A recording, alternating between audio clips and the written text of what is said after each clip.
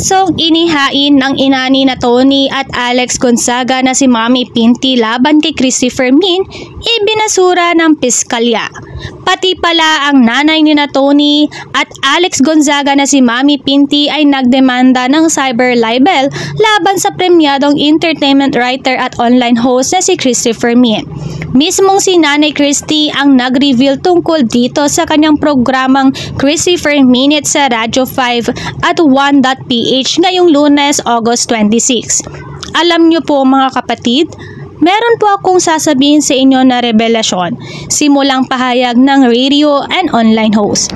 Patuloy pa niya, hindi lang po ako nagsasalita at ayoko ho ipagmalaki, pero ilang buwan na po ang nakakaraan, idinemanda po ako at si Wendell Alvarez ni Mrs. Pinti Gonzaga.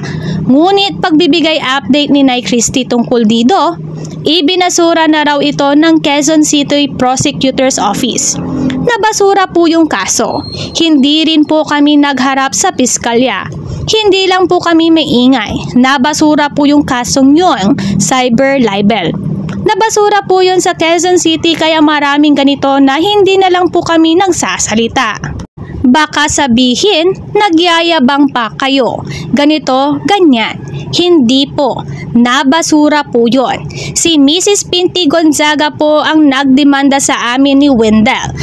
Ngayon ko lang sinabi, pahayag pa ng veteran showbiz columnist. Wala namang nabanggit ang host ng programa kung bakit siya kinasuhan ng nanay ni Tony at Alex. Maraming araw ang nagtatanong sa kanya noon pa tungkol sa kaso pero nananahimik siya at hindi na niya ibinalitang nabasura dahil baka ma-misinterpret lang daw siya na nagyayabang. Kaya hindi na sinasabi pa ni Nay Christy kung bakit siya idinimanda ni Mami Pinti. Bukod kay Mami Pinti, ilan pang celebrities ang nagsampa ng cyber libel laban kay Nanay Christy. Kabilang na riyan ang nanay ni Sara Labati na si Esther. Si Esther ay naghain ng kaso sa Department of Justice. Nagsampa rin ang kapuso actress na si Bea Alonzo sa Quezon City Prosecutor's Office ng cyber libel laban sa veteran columnist na sinundan pa ng reklamo mula sa mag-asawang Sharon Cuneta at Kiko Pangilinan sa Makati Prosecutor's Office.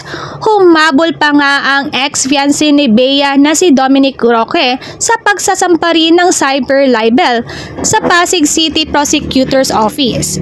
Say pa ni Nanay Christy sa mga kinakaharap na kaso, talagang uma-attend ako ng hearing. Wala namang masama sa personal appearance sa korte. Natural, di ba? Kinasuhan ka di pumunta ka. Hindi po pwedeng hindi po darating ang kinasuhan. Dapat meron. Makikipagharap sa kumaso, lahat din Nanay Christy. Dagdag pa niya, sa lahat ng pinuntahan niyang pagdinig sa piskalya, halos lahat ng complainants ay hindi pa raw niya nakakaharap. Si Sharon Cuneta, hindi ko naman nakita sa hearing. Kahit minsan. Si Dominic Roque, hindi rin. Si Bea Alonzo, hindi rin naman nakikita ni Romel, ang co-host ni Christopher Min sa show, at ni Wendell Alvarez.